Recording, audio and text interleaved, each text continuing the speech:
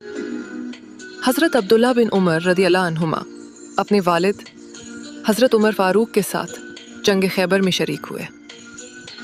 लड़ाई के दौरान उनकी तलवार घर की खिड़की से ज़मीन पर जा गिरी। जब नमाज ख़त्म हुई, हज़रत अब्दुल्ला वापस पलटे तो देखा कि तलवार गायब है। किसी को कुछ कहे बगैर फ़ौरन तिलावत और दुआ में मशगूल हो गए। कई घंटे गुजर गए, सिर्फ इबादत करते रहे। और फिर अल्लाह की कुदरत ने ऐसा मंजर दिखाया कि तलवार नोक पर सीधी रखी हुई मिली। किसी ने पूछा, आपने तलवार की तलाश क्यों नहीं की? तो आपने फरमाया, जो चीज़ मेरी नमाज से ज़्यादा अजीज़ होती, मैं उसे खोने पर रोता। सबक।